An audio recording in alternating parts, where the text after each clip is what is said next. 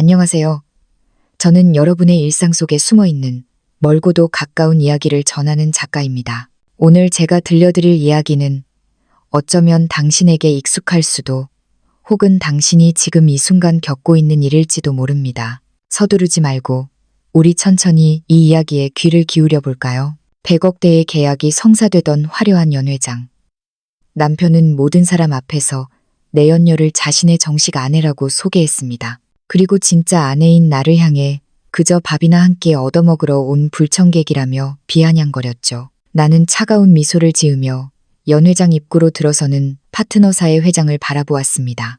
오늘의 메뉴는 바로 그들의 파산입니다. 서울 도심 한복판, 찬바람이 옷깃을 파고드는 겨울밤이었지만 신라 호텔의 그랜드 볼룸은 그 어느 때보다 뜨거운 열기로 가득했습니다. 화려한 샹들리에가 천장에서 쏟아내는 빛은 수정처럼 맑게 빛났고 그 아래 모인 사람들의 웃음소리와 와인 잔이 부딪히는 소리는 마치 성공을 찬양하는 교향곡처럼 울려 퍼졌습니다. 나, 서수진. 올해로 28살인 나는 박민혁과 결혼한 지 어느덧 3년이 되었습니다. 남들 눈에 나는 그저 유능한 청년 사업가인 박민혁의 뒤를 묵묵히 지키는 조용하고 평범한 전업주부일 뿐이었습니다. 하지만 그 누구도 상상하지 못했을 겁니다. 우리 시의 경제를 뒤흔들 서진그룹과의 10조 원 규모 전략적 파트너십 계약 체결식에서 나의 사랑스러운 남편이 나에게 이토록 잔인한 서프라이즈를 선사할 줄은 말입니다. 볼룸 입구에는 메르세데스, 벤츠, BMW, 포르쉐 등 수억 원대를 호가하는 슈퍼카들이 줄지어 늘어서 있어 보는 이의 눈을 어지럽게 만들었습니다. 연회장 내부는 말 그대로 인산인해를 이루었고 테이블마다 산의 진미가 가득 차려진 가운데 최고급 레드와인과 화이트 와인이 끝도 없이 서빙되었습니다. 이토록 대대적인 행사가 열린 이유는 단 하나, 바로 박민혁이 이끄는 채성그룹이 이 지역의 압도적인 용두 기업인 서진그룹과 손을 잡는 날이기 때문이었습니다. 자산 규모만 수십조 원에 달하는 서진그룹과 줄을 댈 수만 있다면 앞으로 수십 년간은 먹고 살 걱정이 없다는 것이 업계의 정설이었습니다. 박민혁은 이 계약을 따내기 위해 지난 반년 동안 앞뒤 가리지 않고 뛰어다녔습니다. 입술이 부르트도록 사람들을 만나고 다니더니 계약이 확정되자마자 입이 귀에 걸려 만나는 사람마다 자신의 능력을 과시하기 바빴습니다. 그의 법적 아내인 나 역시 이 자리에 참석하는 것이 당연한 일이었습니다. 나는 오늘을 위해 정갈하게 재단된 미색 실크 드레스를 골랐습니다. 화려하진 않지만 우아함이 돋보이는 차림이었고 화장 역시 수수하면서도 기품 있게 맞췄습니다. 나는 남편보다 30분 일찍 연회장에 도착해 손님들을 맞이할 준비를 하고 있었습니다. 하지만 주인공이어야 할 박민혁은 행사가 시작되기 직전이 되어서야 느지막이 모습을 드러냈습니다. 그런데 그의 곁에는 내가 전혀 예상치 못한 인물이 그림자처럼 붙어 있었습니다. 그녀의 이름은 임미소. 박민혁의 비서로 평소에도 남편의 곁을 그림자처럼 수행하며 지나치게 가깝게 지낸다는 느낌을 지울 수 없었던 여자였습니다. 두 사람 사이의 미묘한 기류를 진작부터 감지하고 있었지만 나는 오늘같이 중요한 자리에서 소란을 피우고 싶지 않아 꾹 참고 있었습니다. 임미소는 몸매가 고스란히 드러나는 강렬한 레드 미니 드레스를 입고 있었습니다. 가슴 라인이 깊게 파인 그 옷은 연회장 분위기와는 사뭇 동떨어진 천박함마저 느껴지는 차림이었습니다. 그녀의 화장은 마치 무대 위에 서는 배우처럼 짙었고 10cm가 넘는 킬리를 신고 박민혁의 팔짱을 낀 채 엉덩이를 실룩거리며 걸어 들어왔습니다. 그녀의 눈빛에는 승리자의 오만함이 가득 담겨 있었습니다. 박민혁이 연회장에 들어서자 모든 이의 시선이 그에게 집중되었습니다. 그는 목소리를 가다듬더니 마이크를 잡고 좌중을 향해 당당하게 외쳤습니다.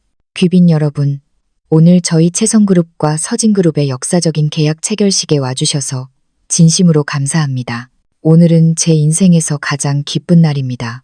그래서 이 자리를 빌려 제 곁에 있는 정식 아내 임미소 씨를 여러분께 소개하고자 합니다. 그 말이 그의 입 밖으로 나오는 순간 나는 그대로 얼어붙고 말았습니다. 손에 들고 있던 샴페인 잔이 바들바들 떨렸고 심장이 덜컥 내려앉는 기분이었습니다. 주변 사람들도 술렁이기 시작했습니다.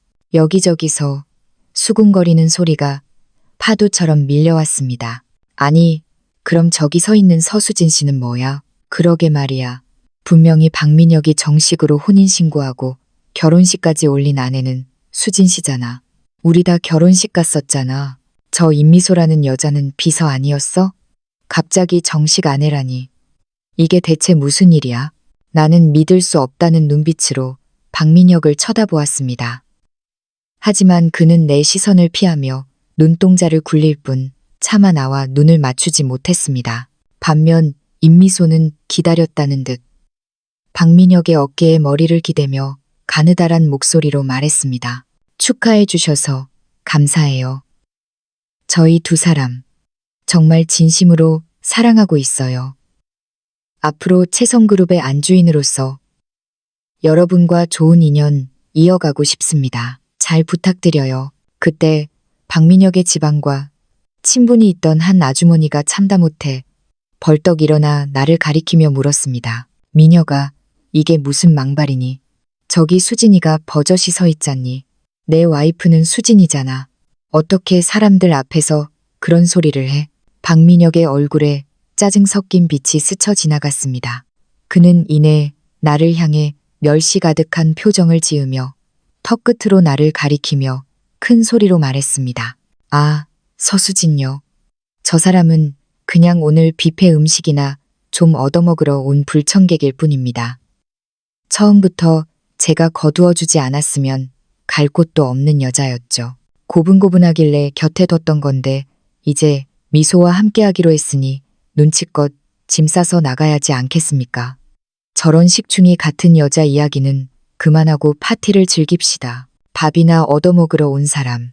그 7글자가 날카로운 칼날이 되어 내 심장을 난도질했습니다.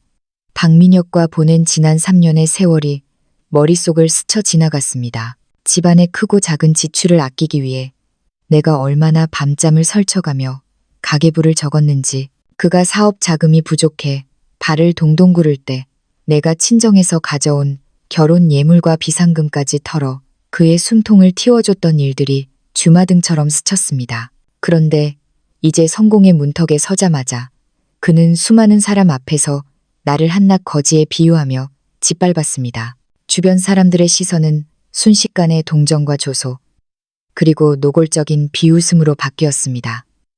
임미소는 승리감에 도취되어 나를 향해 눈썹을 치켜세웠습니다. 그 눈빛은 마치 내가 아무리 발버둥 쳐봐야 넌 나한테 안 되라고 말하는 것 같았습니다. 보통의 여자라면 아마 그 자리에서 울음을 터뜨리며 뛰어나갔거나 아니면 남편의 뺨이라도 후려치며 소리를 질렀을 겁니다. 하지만 나는 그러지 않았습니다. 나는 떨리는 입술을 앙다물고 차분하게 미소 지었습니다. 그 미소는 깊은 심해의 얼음처럼 차갑고 냉소적이었습니다. 나의 반응이 없자 박민혁은 내가 겁을 먹었다고 생각했는지 더욱 기세등등해졌습니다. 그는 좌중을 둘러보며 다시 입을 열었습니다. 자자, 저런 여자는 신경 쓰지 마시고 이제 곧 서진그룹의 회장님이 도착하실 겁니다. 회장님만 오시면 바로 계약서에 도장을 찍고 우리 채성의 새로운 시대가 열리는 겁니다. 그의 말이 끝나기가 무섭게 연 회장의 육중한 문이 열렸습니다. 검은색 정장을 입은 경호원들의 호의를 받으며 위험 있는 풍채의 중년 남성이 위풍당당하게 걸어 들어왔습니다. 강한 아우라를 뿜어내는 그 사나이. 그는 바로 서진그룹의 수장이자 나의 친아버지 서건우 회장이었습니다. 박민혁은 서 회장을 보자마자 버선발로 달려나가듯 다가갔습니다. 그는 허리를 90도로 꺾으며 비굴할 정도로 아부 섞인 웃음을 지어 보였습니다. 회장님, 오시느라 고생 많으셨습니다. 이쪽으로 모시겠습니다. 자, 여기 상석에 앉으시지요. 임미소 역시 박민혁의 뒤를 졸졸 따라가서 회장에게 손을 내밀며 교태 섞인 목소리로 인사했습니다. 회장님, 처음 뵙겠습니다. 박민혁 대표의 아내 임미소입니다. 앞으로 저희 채성그룹 잘 부탁드려요. 많이 가르쳐 주세요. 하지만 서 회장은 그들의 인사를 단칼에 무시했습니다. 그의 날카로운 눈빛은 연 회장을 한 바퀴 훑더니 마침내 홀로 고립되어 서 있는 나에게 멈추었습니다. 화려한 연 회장 한복판에서 홀로 비참하게 서 있는 딸의 모습을 발견한 아버지의 눈동자에는 형언할 수 없는 아픔과 끓어오르는 분노가 서렸습니다. 나는 무거운 발걸음을 떼어 아버지를 향해 천천히 걸어갔습니다. 박민혁은 그런 나를 발견하고는 앞을 가로막으며 윽박질렀습니다. 서수진, 네가 지금 여기가 어디라고 끼어들어. 당장 안 꺼져? 회장님과 중요한 비즈니스 이야기를 나눠야 하는데 감히 어디서 방해질이야. 나는 걸음을 멈추고 박민혁을 빤히 바라보았습니다. 입가에는 서늘한 비웃음이 걸렸습니다. 그리고 나는 연 회장 전체가 쩌렁쩌렁 울리도록 아주 명확하고 또렷한 목소리로 아버지를 불렀습니다. 아버지. 그 한마디에 연 회장은 순식간에 찬물을 끼얹은 듯 정적이 감돌았습니다. 바늘 떨어지는 소리조차 들릴 것 같은 고요함 속에서 박민혁의 얼굴은 석고상처럼 굳어버렸습니다. 그의 눈은 튀어나올 듯 커졌고 믿기지 않는다는 듯 나를 번갈아 쳐다보았습니다. 서수진, 너 미쳤어? 서 회장님이 내 아버지라니 지금 어디서 감히 그런 망발을. 임미소 역시 넋이 나간 듯 그 자리에 멍하니 서 있었습니다. 그녀의 얼굴에서 오만했던 미소는 순식간에 사라지고 핏기 없는 창백함만이 남았습니다. 연 회장에 모인 사람들은 방금 전보다 훨씬 더 큰 충격에 빠져 웅성거리기 시작했습니다. 세상에, 수진 씨가 서 회장의 외동딸이었어? 어쩐지 서진그룹이 왜 갑자기 저런 중소기업이랑 계약을 하나 했더니 사위라서 그랬던 거였네. 박민혁 저 자식, 완전히 제 무덤을 팠구먼. 장인어른 면전에서 자기 딸을 거지 취급하다니 제정신이야? 아버지는 성큼성큼 다가와 내 손을 꽉 잡으셨습니다. 그의 눈에는 나를 향한 애틋함과 박민혁을 향한 서슬퍼런 분노가 공존했습니다. 아버지는 쇠파이프를 긁는 듯한 낮은 목소리로 박민혁을 매섭게 노려보셨습니다. 박 대표, 자네 방금 내 딸더러 밥이나 얻어먹으러 온 불청객이라고 했나? 박민혁은 다리가 풀린 듯 바들바들 떨며 더듬거렸습니다. 회장님, 그게 아니라 오해가 있었습니다. 제 말은 그런 뜻이 아니라. 오해? 아버지는 얼음장 같은 헛웃음을 내뱉으셨습니다. 수많은 눈과 귀가 있는 이 자리에서 내 딸의 존재를 부정하고 근본도 없는 여자를 정식 아내라고 치켜세운 것이 오해란 말인가? 임미소는 당황한 나머지 박민혁의 팔을 붙잡으며 다급하게 외쳤습니다. 회장님, 속지 마세요. 제가 진짜 민혁 씨 아내예요.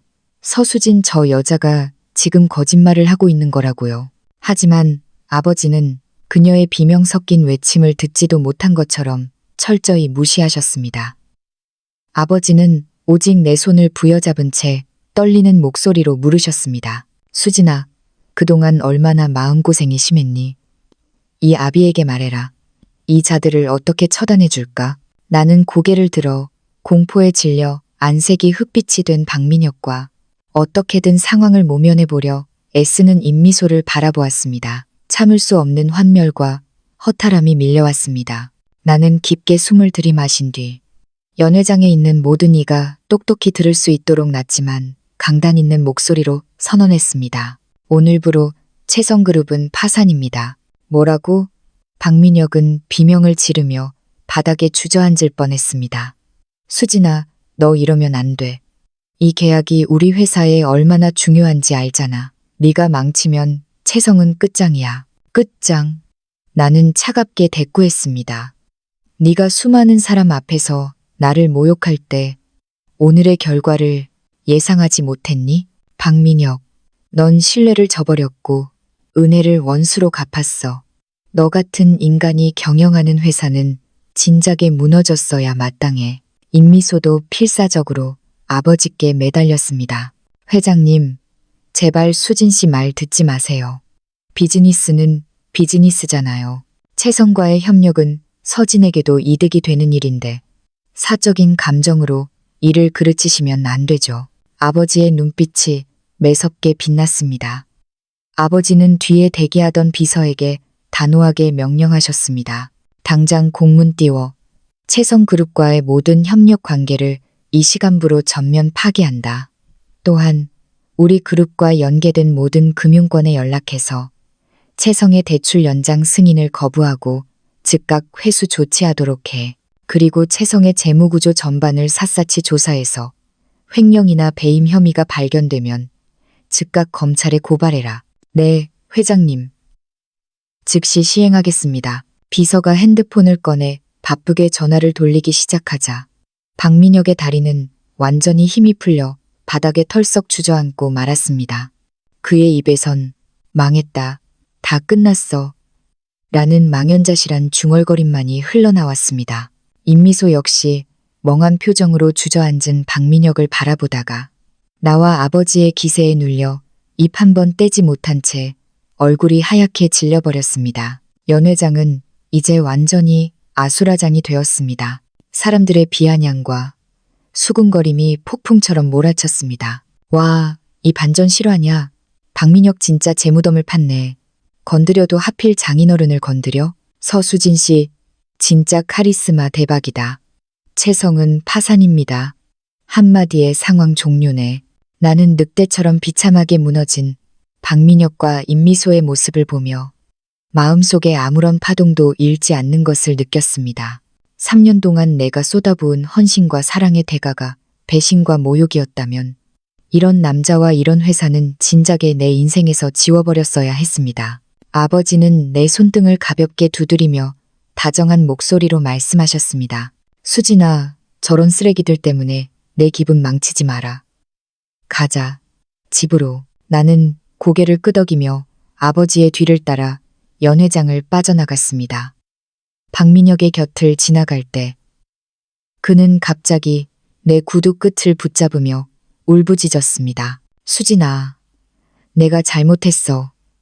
내가 미쳤었나 봐. 제발 한 번만 용서해줘.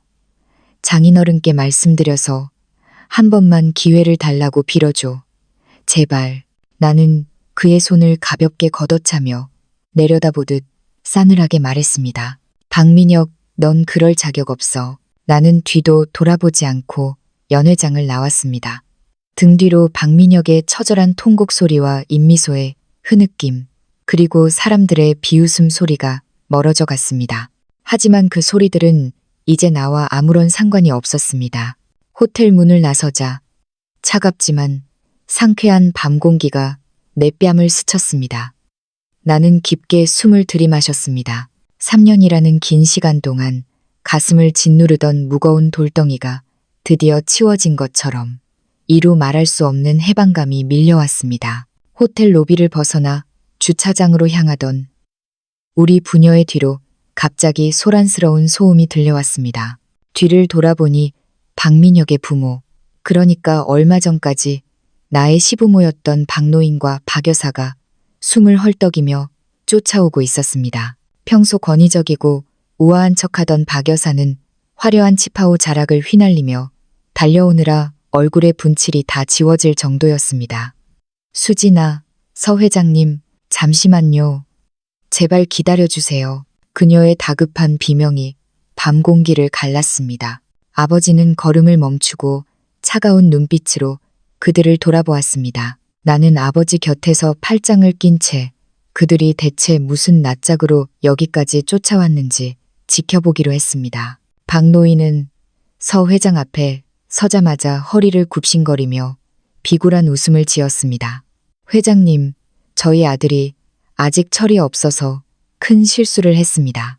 젊은 혈기에 입을 잘못 놀린 것이니 제발 너그럽게 봐주십시오. 마음에 담아두지 마시고. 그 옆에서 박 여사는 내 팔을 붙잡으며 금방이라도 울음을 터뜨릴 것 같은 표정을 지었습니다. 수진아, 엄마는 우리 민혁이가 잘못한 거 다 안다. 그 여우 같은 비서 연한테 홀려서 잠시 정신이 나갔던 거야. 내가 집에 가서 확실히 교육할게. 그 임미소라는 애 당장 쫓아낼 테니까. 제발 서 회장님께 말씀드려서 계약 취소만은 막아주면 안 되겠니? 우리 다시 잘 지내보자. 응? 나는 그녀의 손을 차갑게 뿌리쳤습니다. 가슴속에서 역겨움이 치밀어 올랐습니다. 내가 처음 박씨 집안에 시집 갔을 때 박 여사는 나를 마치 돈 주고 사온 하녀 취급하며 사사건건 트집을 잡던 사람이었습니다. 박민혁이 사업 자금이 부족해 허덕일 때 내 결혼 예물과 적금을 털어 회사 구멍을 메워주었을 때도 그녀는 가족끼리 돕는 건 당연한 거지라며 고맙다는 말 한마디 하지 않았습니다. 박 여사님, 아니 박 아줌마, 저를 수진이라고 부르지 마세요. 그 이름 들을 자격 없으시니까요. 내 냉담한 목소리에 박 여사의 얼굴이 경직되었습니다. 제가 밤잠 설쳐가며 모은 돈으로 박민혁 회사 살려놓을 때 그때는 왜 아들더러 저한테 잘하라고 안 하셨나요? 임미소와 박민혁의 부적절한 관계를 제가 말씀드렸을 때 뭐라고 하셨죠? 남자가 사회생활 하다 보면 밖에서 좀 놀 수도 있는 거다. 집안만 잘 지키면 된다고 하셨던 분이 누구였나요? 이제 와서 이런 말씀하시는 거 너무 늦었다고 생각 안 하세요? 박 여사는 얼굴이 불그락푸르락해진 채 아무 대답도 하지 못했습니다. 박 노인이 다시 간절하게 아버지께 매달렸습니다. 서 회장님, 채성이 무너지면 저희 집안 몇 대의 노력이 물거품이 됩니다. 수진이의 면면을 봐서라도 한 번만 더 기회를 주십시오. 아버지는 엄중한 목소리로 애기를 박으셨습니다. 박 사장, 나 서건우가 이 평생 가장 소중히 여기는 것이 바로 내 딸입니다. 내 딸을 눈물 흘리게 하는 놈은 그게 누구든 용서치 않습니다. 자네 아들이 저지른 짓은 철이 없어서라는 말로 덮어질 수준이 아니야. 내 딸을 모욕하고 배신한 놈이 우리 서진의 돈으로 호의호식하려 했다니. 천하에 그런 법은 없습니다. 그때 연회장에서 화장이 번진 채 엉망이 된 임미소가 뛰어나왔습니다. 그녀는 아버지 앞에 털썩 무릎을 꿇으며 애원했습니다. 회장님, 제가 잘못했습니다. 제가 민혁 씨 아내인 척 욕심을 냈어요. 제발 채성을 파산시키지 마세요. 그러면 저랑 민혁 씨는 갈 곳이 없어요. 나는 그녀의 가증스러운 눈물을 보며 코웃음을 쳤습니다. 박민혁이 내 돈으로 사준 명품 가방을 들고 내 앞에서 당당하게 불륜을 과시하던 그녀의 모습이 떠올랐기 때문입니다. 아버지는 눈살을 찌푸리며 보안 요원들에게 명령했습니다. 이자들을 당장 치워라. 길을 막고 소란을 피우지 못하게 해. 결국 박민혁까지 뒤늦게 달려나와 아버지의 바짓가랑이를 잡으려 했지만 아버지는 혐오스럽다는 듯 피하셨습니다. 박민혁, 이미 늦었다. 나는 이미 채성의 모든 대출 연장을 차단하도록 조치했고 서진 그룹 산하의 그 어떤 계열사도 채성과 거래하지 않을 것이다. 남은 빚이나 어떻게 갚을지 걱정하며 꺼져라. 박민혁은 그 자리에 다시 주저앉았고 그의 어머니 박 여사는 급기야 독서를 내뱉기 시작했습니다. 서건우, 당신 너무한 거 아니야? 고작 우리 아들이 말 몇 마디 실수했다고 집안을 거덜내다니. 이게 바로 갑질이야. 아버지는 차갑게 대꾸하셨습니다. 내 딸이 당신들 집안에서 3년 동안 헌신한 대가가 식충이라는 모욕이었다면 내가 하는 건 정당한 대가일 뿐입니다. 다음 날 아침 나는 창가로 들이치는 따스한 햇살에 눈을 떴습니다. 어젯밤의 소동이 꿈처럼 느껴질 정도로 평온한 아침이었습니다. 침대 옆 협탁에는 아버지가 두고 가신 따뜻한 우유 한 잔과 메모가 놓여 있었습니다. 수진아, 아침 챙겨 먹고 쉬고 있거라. 아빠는 회사에 급한 일이 있어 먼저 나간다. 나는 메모를 보며 작게 미소 지었습니다. 아침 식사를 하던 중 아버지의 수행 비서인 장 실장에게서 전화가 왔습니다. 수진 아가씨, 좋은 아침입니다.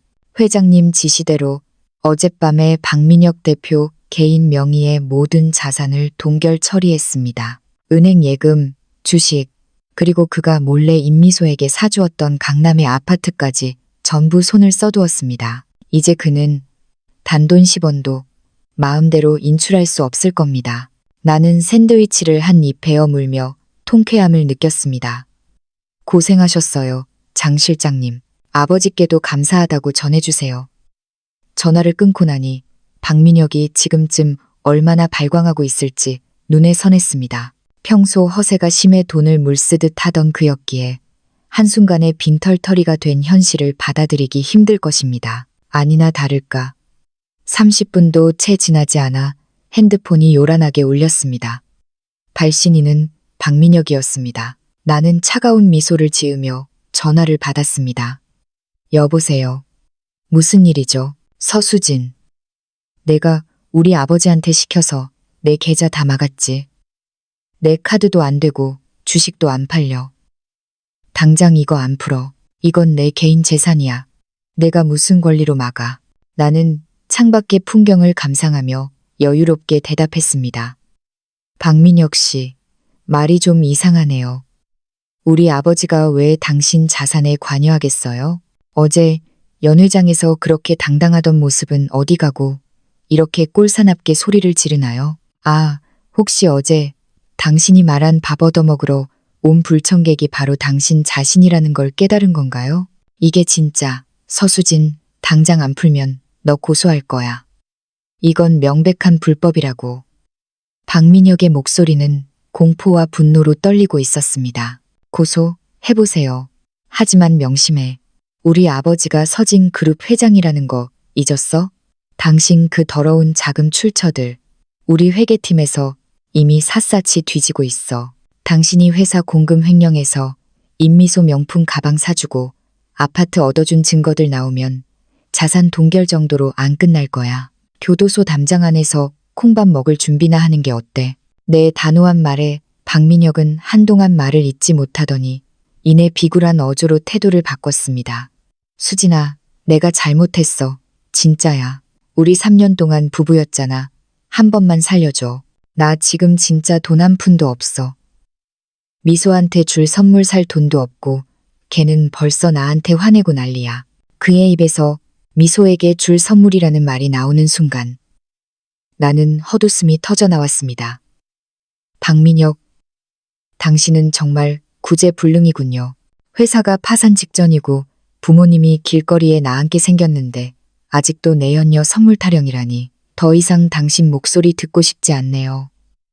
나는 가차없이 전화를 끊고 그의 번호를 수신 차단 목록에 올렸습니다. 같은 시각 박민혁은 분노를 이기지 못하고 핸드폰을 바닥에 내동댕이 쳤습니다. 액정이 산산조각. 난 핸드폰처럼 그의 인생도 박살나고 있었습니다. 그때 침실에서 분홍색 실크 잠옷을 입은 임미소가 짜증 섞인 표정으로 걸어 나왔습니다. 민혁 씨, 왜 아침부터 소리를 질러요? 내 가방은 어떻게 됐어요? 오늘 샤넬 한정판 사러 가기로 했잖아요. 박민혁은 그녀를 쏘아보며 윽박질렀습니다. 가방 같은 소리 하고 있네. 지금 내 전 재산이 묶였다고. 서수진 그 계집애가 다 막아버렸단 말이야. 임미소는 안색이 변하며 박민혁의 팔을 붙잡았습니다. 뭐라고요? 재산이 묶였다니. 그럼 이제 어떡해요? 나 동생 결혼식 때 줄 축의금도 챙겨줘야 하고 지난달에 받은 주얼리 세트도 사야 하는데 민혁 씨, 채성그룹 대단한 회사라면서요. 설마 진짜 망하는 건 아니죠? 박민혁은 그녀의 손을 거칠게 뿌리쳤습니다. 너는 지금 이 상황에서도 내 동생이랑 주얼리 타령이야. 어제 연회장에서 네가 설치지만 않았어도 서 회장님이 저렇게까지 화나지는 않았을 거야. 이게 다 너 때문이라고. 뭐? 이제 와서 다 내 탓이라고요. 서수진이랑 이혼하고 나랑 결혼하고 싶다고 먼저 꼬신 게 누군데. 당신 진짜 비겁하다. 두 사람의 처절한 싸움이 화려했던 그들의 은신처에서 울려 퍼지고 있었습니다. 모래성처럼 쌓아 올린 가짜 사랑이 파도 한 번에 허물어지기 시작한 것입니다. 그날 오후 아버지는 상기된 얼굴로 집으로 돌아오셨습니다. 거실 소파에 앉아 차를 한 모금 마신 아버지는 허탈한 웃음을 지으며 박민혁의 근황을 전해주셨습니다. 수진아, 박민혁 그놈이 오전 내내 은행을 돌며 자산 동결을 풀어달라고 애걸복걸했다더구나. 하지만 은행 지점장들이 눈 하나 깜짝 안 하고 그놈을 문전박대했다는 소식을 들었다. 나는 주방에서 아줌마와 함께 채소를 다듬다. 그 소식의 씁쓸한 통쾌함을 느꼈습니다. 인과응보죠, 아버지. 어제 그토록 오만하게 굴더니 이제야 현실을 깨닫나 보네요. 채성그룹의 내부는 이미 걷잡을 수 없는 혼란에 빠져 있었습니다. 서진그룹과의 협력이 깨졌다는 소문이 업계에 퍼지자마자 채성의 주요 거래처들은 기다렸다는 듯 주문을 취소하고 결제 대금을 회수하기 시작했습니다. 자금줄이 완전히 끊긴 회사는 이제 파산이라는 벼랑 끝으로 내몰리고 있었습니다. 그때 중학교 시절부터 단짝이었던 친구 이나리에게서 전화가 걸려왔습니다. 방송계에서 일하며 소식통이 빠른 나리는 흥분된 목소리로 어젯밤의 소동이 이미 상류층 사교계와 업계에 파다하게 퍼졌다고 전했습니다. 수진아, 너 정말 대단하다. 박민혁 그 머저리가 제 발등을 찍었다며 서 회장님이 직접 나서서 채성을 고사시키고 있다는 소문이 장난 아니야. 나리는 덧붙여 임미소의 비참한 근황도 들려주었습니다. 박민혁과 대판 싸우고 짐을 싸서 나간 임미소가 지금 중고 명품 사이트에 박민혁이 사준 가방들을 반값에 내놓고 있다는 것이었습니다. 그런데 그것도 네가 손을 써둔 건지 아무도 입질을 안 한다더라. 나는 나리의 전화를 끊고 서재로 들어가 컴퓨터를 켰습니다. 이제 단순히 복수를 넘어 나처럼 결혼 생활에서 상처받고 억울한 일을 당한 여성들을 돕기 위한 여성권익 보호 상담소를 준비하기 위해 자료를 모으기 시작했습니다. 아버지는 서재로 들어와 나를 보며 대견한 듯 미소 지으셨습니다. 수진아, 네가 그 일을 한다면 이 아빠가 전폭적으로 지원해주마.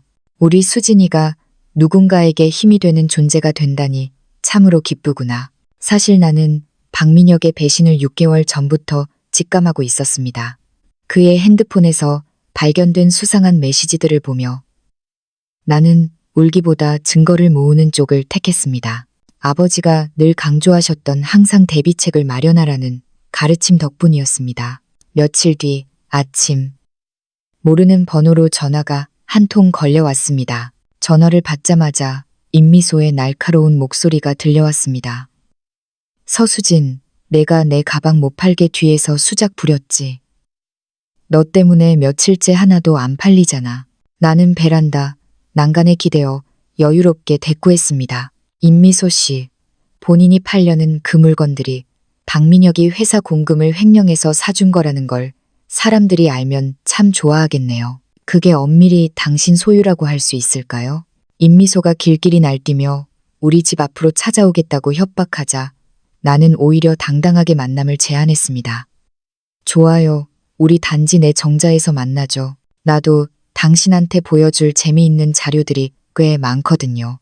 나는 미리 준비한 서류 봉투를 챙겨 밖으로 나갔습니다. 정자에는 이미 동네 아주머니들과 나리가 함께 와 있었습니다. 임미소는 초췌한 얼굴로 나타나 내게 삿대질을 하며 소리를 질렀습니다.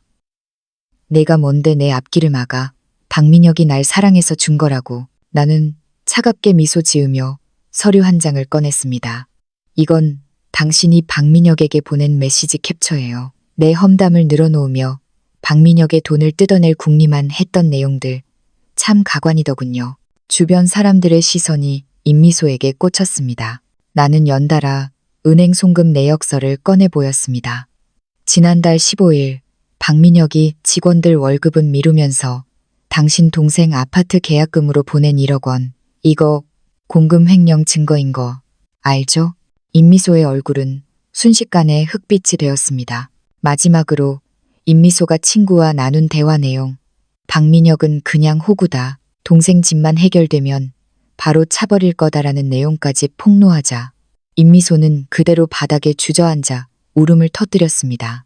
동네 사람들의 비난을 뒤로한 채 도망치듯 사라지는 임미소의 뒷모습을 보며 나는 다시 한번 다짐했습니다. 다시는 이런 가련한 연기에 속지 않겠다고 말입니다.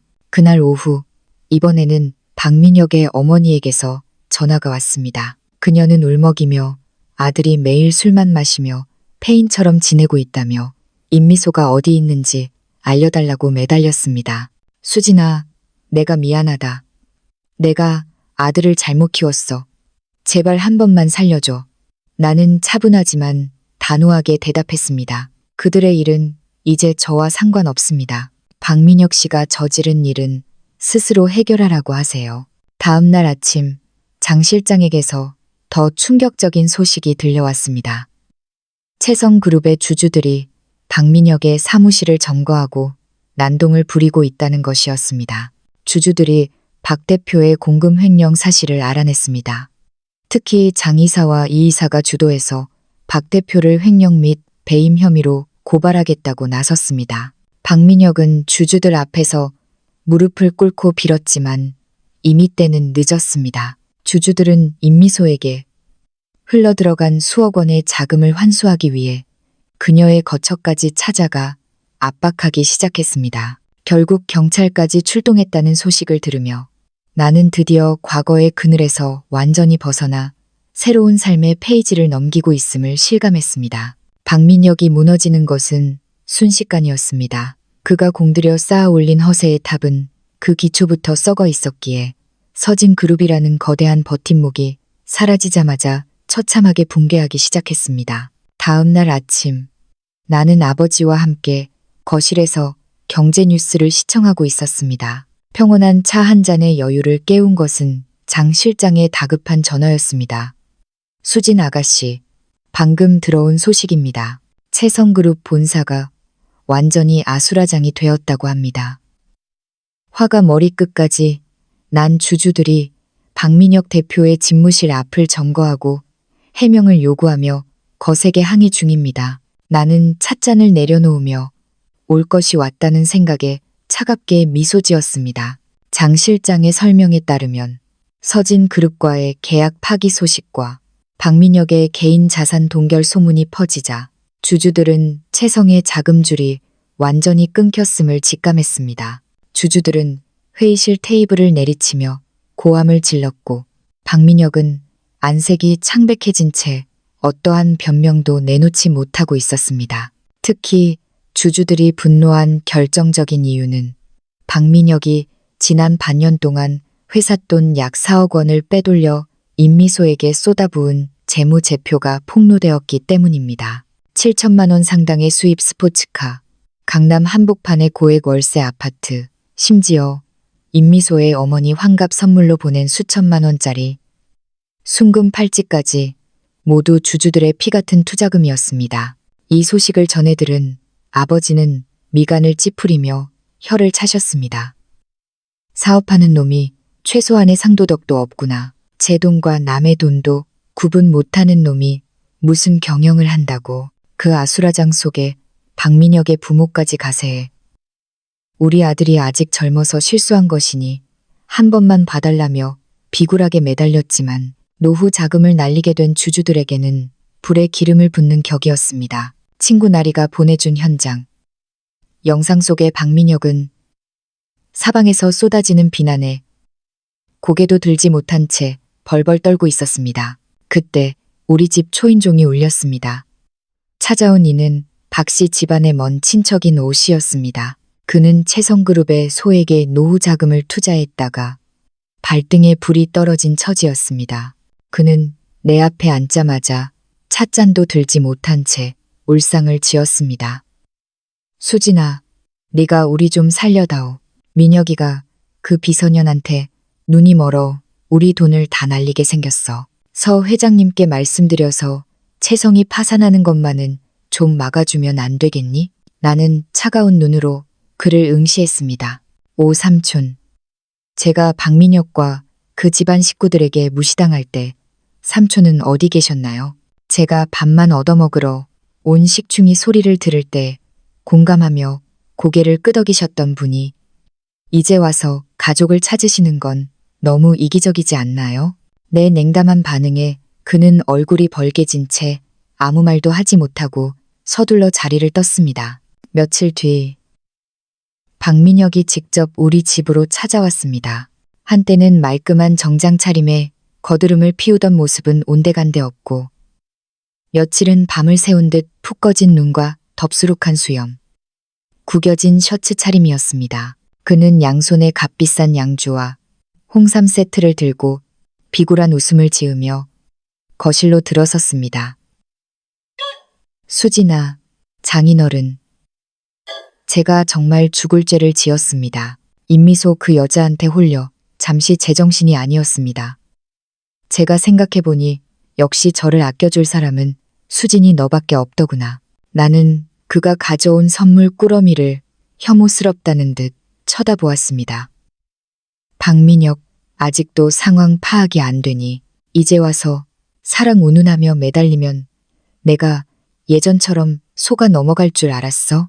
그가 다시 비굴하게 변명을 늘어놓으려 할 때 나는 핸드폰을 꺼내 동영상 하나를 틀어 그의 눈앞에 들이밀었습니다. 그것은 바로 며칠 전 그가 임미소와 몰래 만나 보석함 앞에 머리를 맞대고 서수진과 이혼하면 더 좋은 것을 사주겠다고 속삭이는 장면이 담긴 영상이었습니다. 박민혁의 얼굴은 순식간에 종이장처럼 하얗게 질렸습니다. 박민혁, 넌 마지막 순간까지도 거짓말을 하는구나.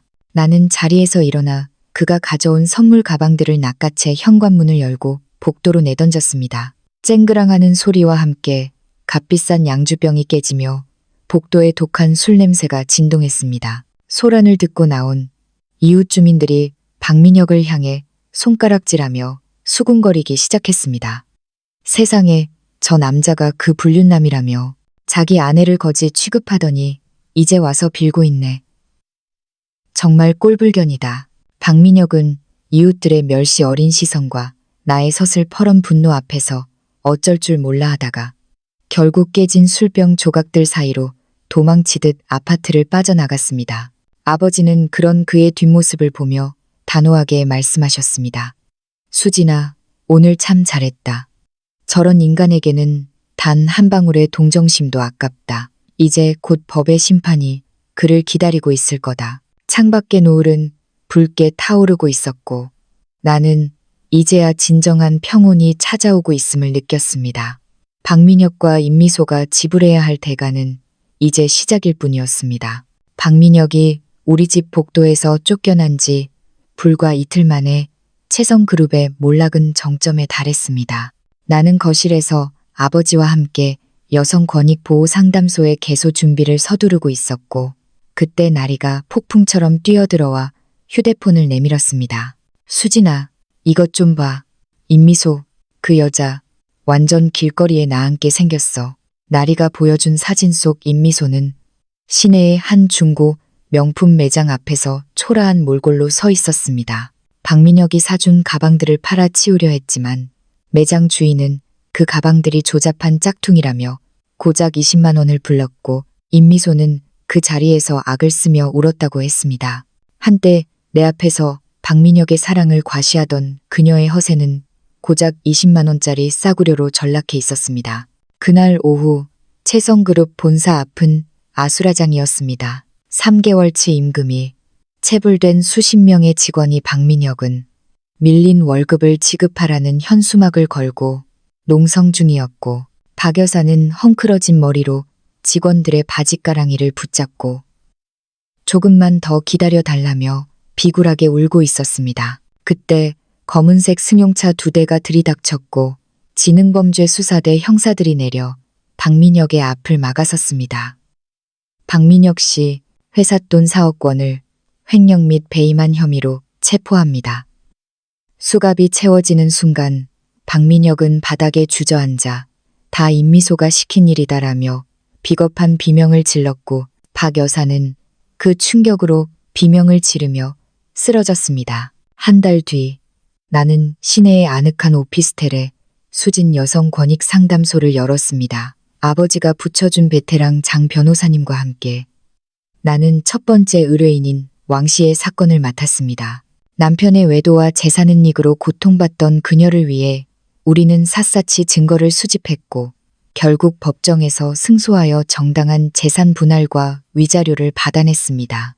눈물을 흘리며 고맙다고 말하는 의뢰인의 손을 잡으며 나는 비로소 내가 가야 할 길을 찾았음을 깨달았습니다. 박민혁은 횡령 혐의로 징역 2년형을 선고받아 수감되었고 임미소는 밀린 방세를 내지 못해 고액 월세 아파트에서 쫓겨난 뒤 시내의 한 식당에서 설거지 아르바이트를 하며 빚 독촉에 시달리고 있다는 소식이 들려왔습니다. 하지만 이제 그들의 불행은 더 이상 내게 어떤 감흥도 주지 못했습니다. 진정한 복수는 그들이 망하는 것을 구경하는 것이 아니라 내가 그들보다 100배, 1000배 더 멋지고 가치 있는 삶을 사는 것임을 알게 되었기 때문입니다.